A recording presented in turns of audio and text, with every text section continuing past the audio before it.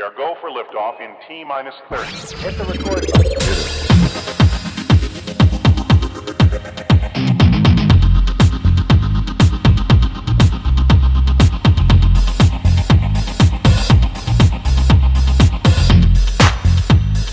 Gosh, that's swell.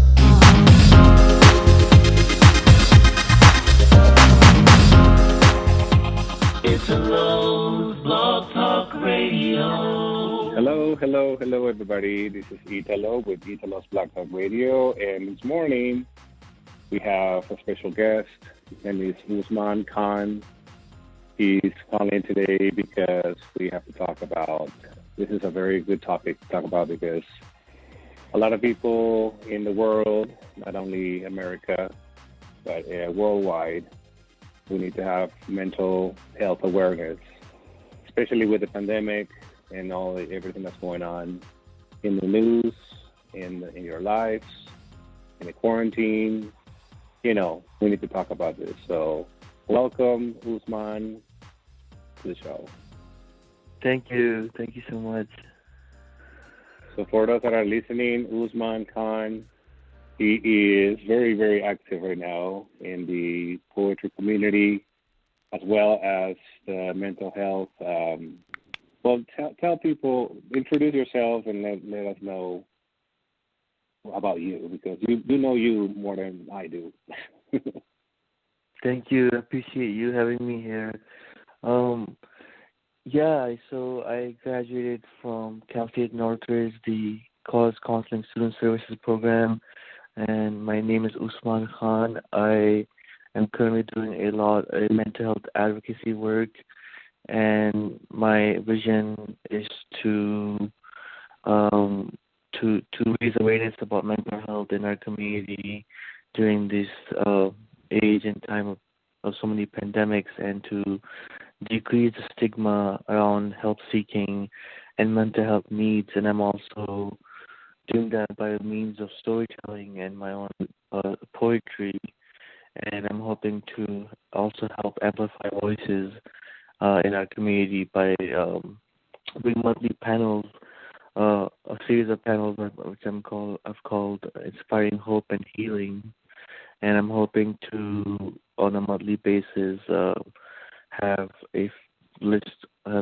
guest speakers as my panelists and have them share their mental health journeys and talk about their own life and experiences to shine light on mental health and storytelling, and how we can come together to be there for each other and, most importantly, for ourselves.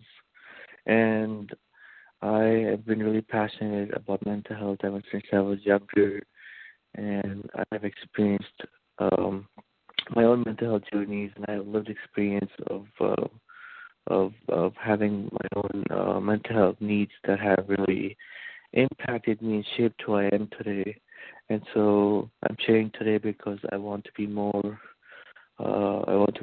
open and also more articulate about how we can have these conversations, as Italo said, for mental health and for being able to ground ourselves and really speak up for our own mental and emotional and spiritual well-being, and see how we can address our mental health needs without seeing it as an illness or stigmatizing it. Right. So what was your experience? Because we were talking yesterday about this, and there's first of all, what was your passion and how did you get into it? Because if this is your calling, was it something that happened to you? Was it something that you saw growing up? Was there a moment where you said, "This is what I have to do"? Yes, it's definitely very personal to me. It's very near and dear, because my mental health journeys, I've been experiencing a lot of my own journeys have led me to sort of advocate and be more articulate now and be more open about how we can sort of speak up and shine light on our own journeys. And for me, it started when I moved from Pakistan at the age of 9 back in 2002, post 9/11. And my name being Usman, I experienced a lot of racial discrimination and bullying and harassment for my name and my seemingly thick accent, quote unquote, and also for being from Pakistan, given my background as a Muslim Pakistani living in America. And I experienced a lot of anxiety as well, along with the bullying and the racial discrimination and the racial slurs. And my anxiety really exacerbated in the classroom when it came to my academics and also socially, being able to form friendships and attract others and having that sense of self, that self-confidence was really something that was challenging for me back in especially middle school and sixth grade, which was probably one of the worst times in my life, I would say, because I was going through so much. To paint you a picture, kind of, I was feeling anxious, I was feeling out of place, and I was being discriminated, and also I was experiencing depression, and I was actually diagnosed with depression and obsessive compulsive disorder at the age of about 10, and this was back in when I moved here. After I moved here to California, to the Valley from Karachi, Pakistan, and it's been a whole journey of its own, realizing, how I can attend to my own needs and how I can advocate for others. And when I did experience anxiety and depression, it was very debilitating, with symptoms of OCD, and I did receive treatment, and thankfully I was able to get the help by privilege of having a support system in my family, and my parents and my sister being there for me, especially emotionally and personally, and being able to provide that sense of support and that sense of acknowledgement. And also I was able to get help professionally through seeking therapy, specifically psychotherapy, therapy, CBT, and that was really helpful for being able to resolve and overcome my OCD symptoms. And that of its own has been life changing. And fast forward to when I was about 12, 13, I was diagnosed with bipolar. And what really struck me was when I was actually diagnosed with bipolar, I was actually taking medication for depression and for OCD symptoms, and I was actually diagnosed with bipolar on when I was feeling manic, and I had evolved from home, and I had been feeling very edgy and out of place. And so later research found out that the medication I was taking, Prozac, was actually known to cause allegedly suicidal thoughts in adolescents and young adolescents and teenagers. And so it's been, and that's not necessarily proven, but there is speculation to that. And I mean, I wonder about a lot of things, because mental health is considered invisible. I don't think it's invisible, but it's felt and experienced and it's witnessed. And personally, I've experienced so much and been through it, and I think that there's a lot of gray area when it comes to mental health, because with assessment you can't really prove things per se scientifically, or you can't really 100% be factual, and so there's a lot of gray area. And I want to, through means of storytelling and journey sharing and hosting panels, and poetry and spoken word, I hope to shine light on those multiple truths and honor everyone's journey, and also share mine and how I came back to find my purpose and how I came to ground myself. I've also experienced a lot of life-threatening incidents in my life personally, and that has really helped shape me. and brought me back to my purpose in terms of accepting where I am and where I want to go, and also accepting people from all walks of life, and accepting the experiences that I've been through at a young age, whether it be being discriminated, being bullied, or experiencing anxiety and depression, and then later symptoms of OCD and bipolar. Mm-hmm. Because and that's what we were discussing that yesterday, and I have been diagnosed the same way. I've been diagnosed with bipolar disorder, as well as anxiety. Because I had anxiety attacks, but it was very stress related in my case, and I don't really, I'm really worried about. Wary about psychologists in particular. It's very hard to find the right match for me.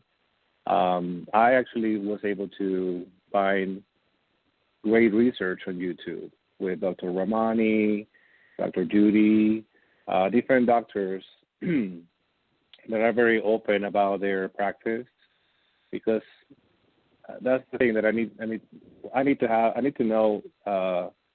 Sometimes it's hard to deal with what you have if you don't. Like I ended up being, they actually call it, what's it called, emotional incest. Okay, so when I heard the term emotional incest, right away I was thinking I was not molested, right? But then I looked into it, and I really prayed about it. I really concentrated on just being open about it.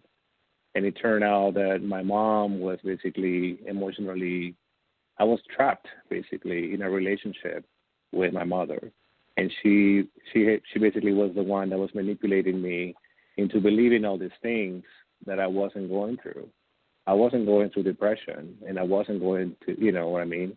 So what would you recommend if people that are going through whatever they're going through, if they don't believe, they don't trust in the psychology, and psychologists in particular? Because they may say, as you say, the stigma is, well, if you're going to go to a psychiatrist, that means you're crazy. They label you crazy, or they label you weak.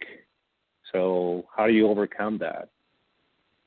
Yeah, I think a lot of it could be stress related, and also due to forms of trauma, whether it be generational trauma or childhood trauma or vicarious trauma. There's so many forms of trauma out there that I feel like really hold us, can hurt us.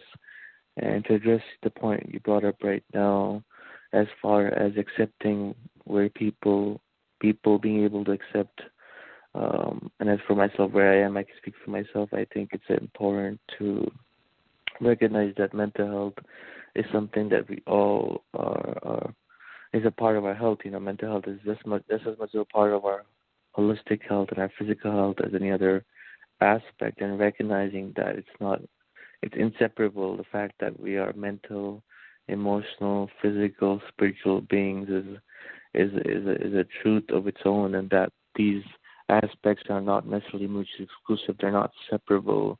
I see them as integrated into one, while also being distinct, is something really important to sort of take in and recognize and see how that, the things we experience on a daily basis, whether it be forms of stress or anxiety, is essentially a part of the human condition, especially in the day and age we're living in now, right? With the pandemic of the economy, with the pandemic of institutionalized so many systemic forces that are hurting us or certain groups of people, given the nature of racism and bigotry and hate that has been perpetuated and promoted in this country, and also pandemic of not only those pandemics, but obviously the COVID pandemic, right? So I think recognizing that these things are normal and that it's okay, and it's okay not to be okay or feel okay sometimes, because it's just as human. it is valid to have those sort of call it mental health needs, or call it anxiety, call it depression, call it stress. These are human, intrinsically human human feelings and human experiences, and that they're not. I don't see them as permanent, but I do see them as a part of the human condition to a certain extent, especially nowadays, is something really important. And my other message would be to reach in and see how you're doing, and also to reach out to others. Not only reach in and check in with yourself and ask yourself, how am I doing? What am I doing? How am I feeling? And if I am not where I want to be, how can I change that right now? What am I sort of in control of? Because I believe 10% of life is what happens, and 90% is how you respond. And in that lies the growth, that in the discomfort and the way you respond lies the growth, because when you react, you lose the capacity to respond creatively with awareness. And so going back to our own mental health needs, our emotional, spiritual, physical well-being, recognizing that it's so important to check in with ourselves on a daily basis each moment, and also to check in with each other and reach out to our loved ones and our family and friends and see how we're doing is something I think that's going to go a long way. Besides professional help seeking, the aspect of self-help is something I wanted to also emphasize. And I think it's just as important to see, go to therapy and get the help you need professionally, or seek support through medication, because there is a lot of help out there. And while it might be discouraging because of certain people that maybe you haven't connected with, or someone else hasn't really been able to get the help they need, doesn't mean that there is no sort of quality, or there's no good help out there. Because I've been able to, I've attended therapy and received support over the years, for a long time now, ever since I was younger. And there have been people that I haven't really been able to get help from, but there are also people and therapists and counselors and psychologists that have really shaped that have really helped me grow and impacted my level of perspective and my personal insights. I wanted to emphasize aspect of self-help, self-awareness, self-love, self-acceptance, and also professional help seeking to a certain extent if it seems relevant for you. Right. Yeah. And also, like you're saying, it's also about reaching out, because at some point, I didn't trust anybody. Yeah. So that was just it was part of my journey. Yeah. And that's one thing I learned is I had to find the people that I could trust. And definitely, and it's not going to be everyone. Yeah.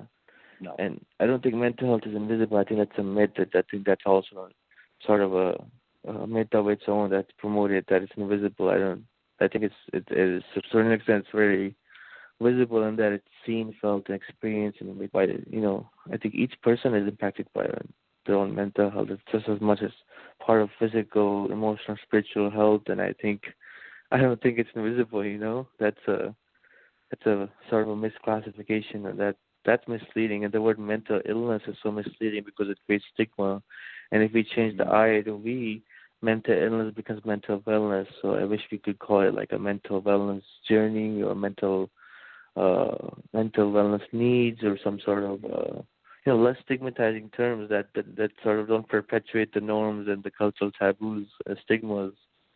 Right. Yeah. Now, is there your culture is Pakistani? Yes. Now, is Pakistani, how do they view mental health, in your opinion? Yeah, I think it's even more pronounced within the Pakistani culture in terms of the, brush it under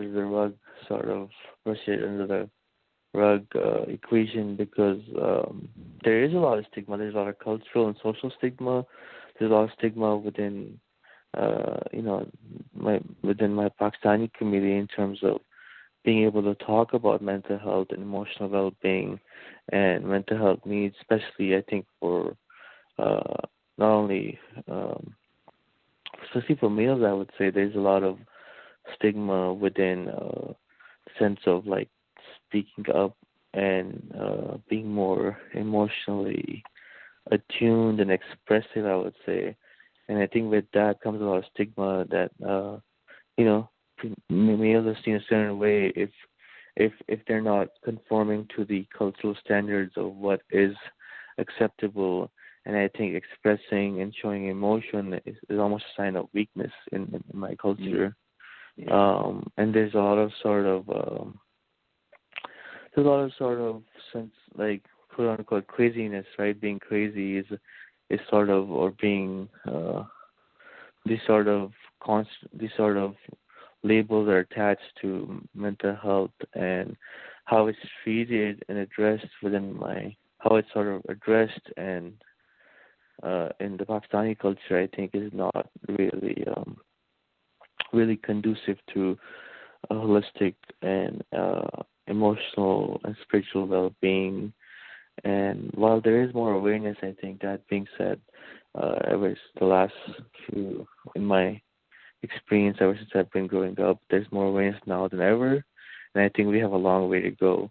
And I can say the same for American culture, for American society. I think there is a lot of stigma still. We have a long way to go in terms of how mental health is sort of institutionalized. I mean, if you just look at the LA County Jail, for example, it's the largest mental health care system in the country here, and that's ridiculous that the LA County Jail has become the de facto system for mental health care, and how we're punishing and severely sort of ridiculing and isolating and punishing the quote-unquote mentally ill and those that are severely mentally impacted by their own mental health. And I think that's a testament of this country's healthcare system and how we have a long way to go when it comes to mental health and emotional and spiritual well-being, and how that's being addressed in the United States in terms of how we see it, how we stigmatize it, how we punish the mentally ill, and how we treat people who are, and there's a lot of cross between mental health and the causes and effects of addiction, right? Addiction, using drugs, using alcohol, and I think there's a lot of comorbidity when it comes to mental health. It's not just one-dimensional; it's multidimensional, because a person could have severely a lot of mental health needs and challenges, and it could also be arising or as a part of other experiences and other challenges they have with addiction, with drug use, and how that's being addressed is a huge problem, right, within the healthcare system and within the country at large, in terms of how we see addiction, mental health, and how that's being addressed, right? Yeah. Well, yeah. And that's actually addiction to me, in my opinion, is an escape, because my father and my mother too, in a way, they were both drug addicted. I view addiction as a way to cope. And sometimes that is not. That is not the reason why you're going through whatever you're going through, but it's just it helps. Obviously, it helps to get you worse, to get you in that state. Yeah, and it's a form of coping. It's a maladaptive form of coping, right? Which is an adaptive, helpful way, and how that's addressed is also another problem in terms of how we address issues of addiction, and how there's stigma with that, and how there's within the legal system, how there's this whole sort of war on drugs, and how that's addressed in terms of people being prosecuted and punished for their drug use and addiction in the past. And so well, that's a whole nother topic. Talking about the I don't think mental health, the war on drugs. Mental health, I think there's a lot of cross and a lot of intersectionality between aspects of race, culture, addiction, and subtopics within mental health itself. I think it's multifaceted and multidimensional. Yeah. Another aspect of therapy, in my opinion, too, I don't know if you agree, is poetry. Because what I learned through going to, and you are as well, going through open mics and going through different Zoom meetings and sharing your poetry, sharing your experience has really helped me a lot. Yeah. And people that are listening, obviously. Yes. What has been your experience with the poetry community? Yeah, I'm so glad you brought that up. People have been really welcoming, and I think what poetry is about is honoring multiple truths, and that's what I think that's also what people should be about, and democracy should be about, right? This idea of honoring multiple truths and multiple journeys, and there's no one unified sort of narrative that we want to hold on to, but that we want to honor multiple truths and multiple journeys and see it as part of the collective. And I think for me, poetry and storytelling and spoken word has been a process of self-healing, and it's, as you call it, stringly therapy. It's been a process of self-healing and coming back to grounding myself and rediscovering my sense of purpose and being able to give back through those means, and also share and shine light to my own mental health journeys and to my own life experiences.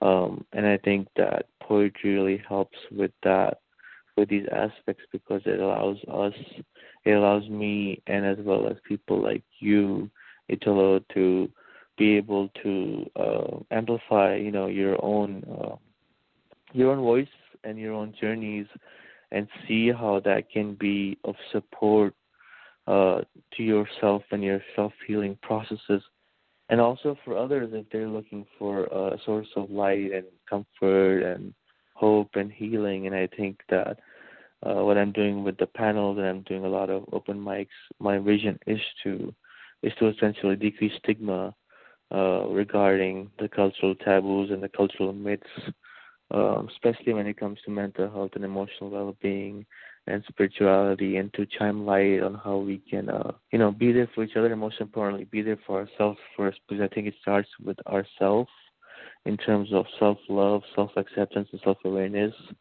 And I think if we befriend the mind, if we befriend ourselves, we sort of befriend the world, to a certain extent, because we are a micro of the macro, each of us individually. And that is not to say that there's an individual self that is superior, or that I am better than you or you're better than me. This by no means do I mean that, but I think what I mean by that, I believe, is that individually we are part of the collective, and we can do things individually for the greater good of society, and for the greater good of humanity.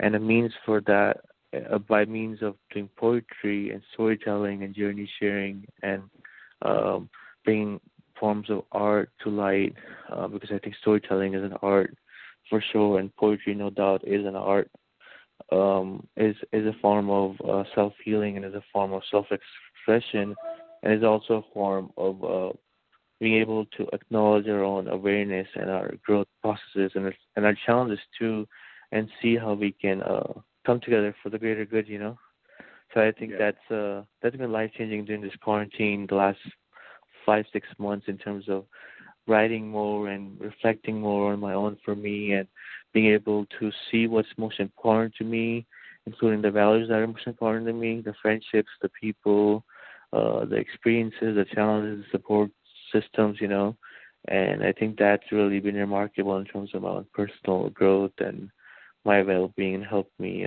work towards healing, and also being able to help amplify voices and share with others so that I can also, bring light and shine light into other people's journeys. Yeah.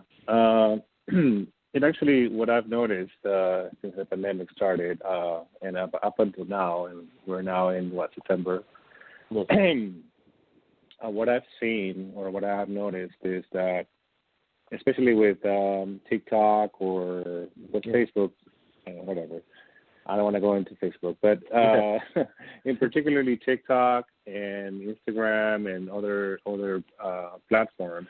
Yeah. I have seen a lot of people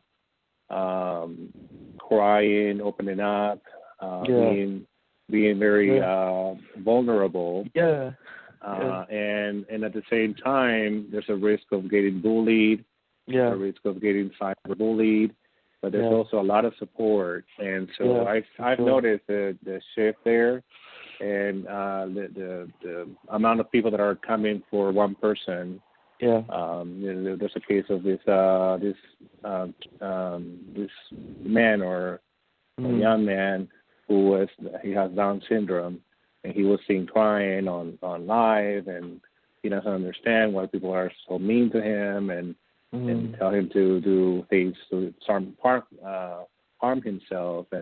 But a lot of people came for him. And they were advocating for them. And I've noticed that. I don't know if it's just my observation. And I feel like there's a lot to do as far as that's concerned. I don't know if that makes any sense, but I don't know. There's also a community too, where you're building a community. People from Australia, people from Saudi Arabia, people from Africa, from Ghana, from different places that I've never heard before. Are coming through, and it's wonderful because it's building a community. Not only here in the States, but it's a community worldwide. And I think it's wonderful. I mean, I see it you can see it in different ways, right? For sure. You can always see the positives. Yeah, for sure. There's negatives and positives involved. There's, the gray area, and also there's risk involved with being online in online digital spaces, social media. I think there's a lot of good that comes out of it, and that's the beauty of social media. That's global, like you said, for people from different countries coming together to share and be supportive and be sort of in solidarity, right? There's that, and that I think builds community. And I think with people being home now more than ever, right? The last 5, 6 months, and recognizing these aspects of, I think people are more open to a certain extent.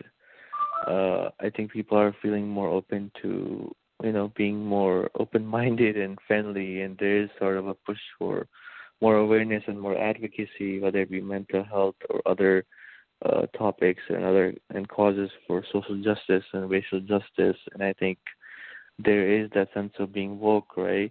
And I think with that, there's a lot of good that comes out of it, because there are people now more than ever, to a certain extent, speaking up and sharing their own personal journeys and being more open to those aspects of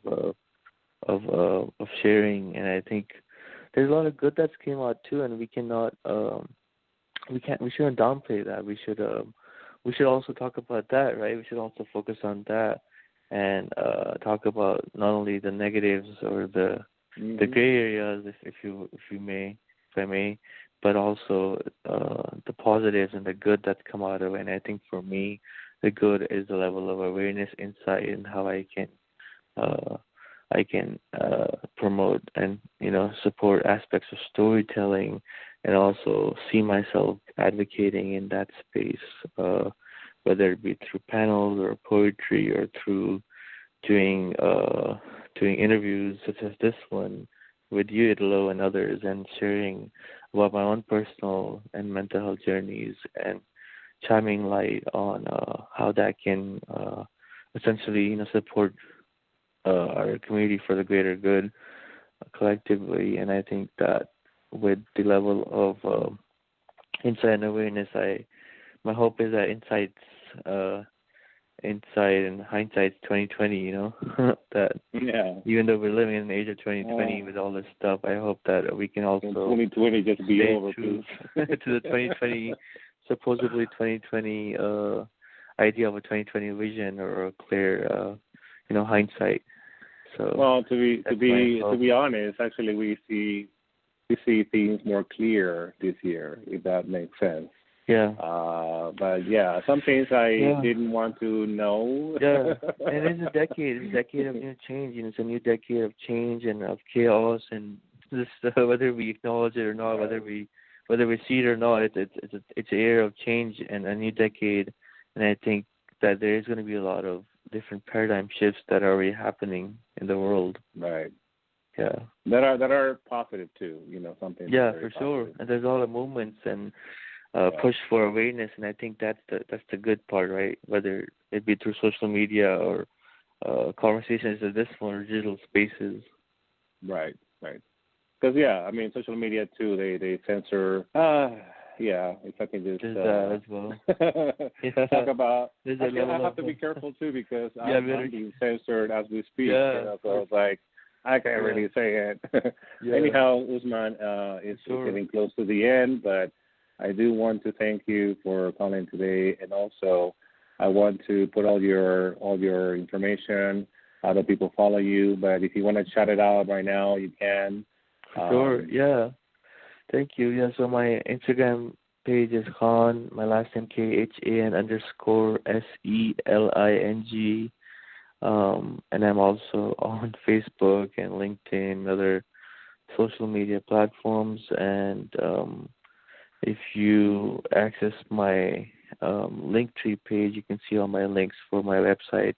Currently, I'm also doing and providing career counseling and one-on-one mentoring, as well as academic life skills mentoring and cause advising services for students, for college students, and also for high school students and recent grads, and also for people looking to change their career. So I'm happy to support and provide those resources and those services to those in need.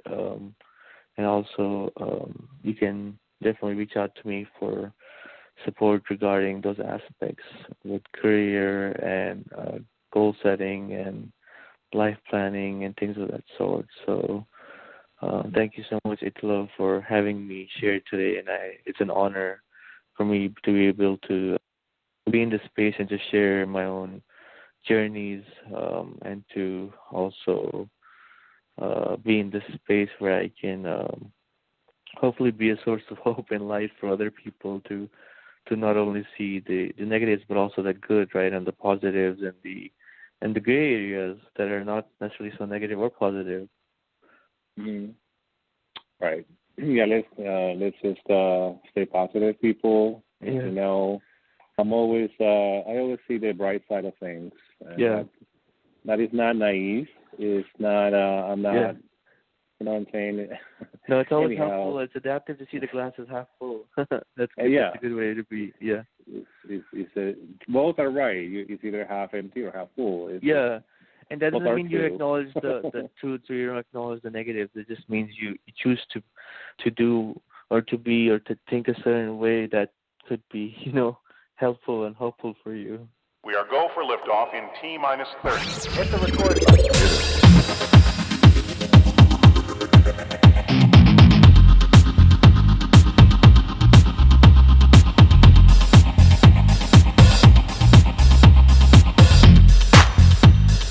Gosh, that's swell.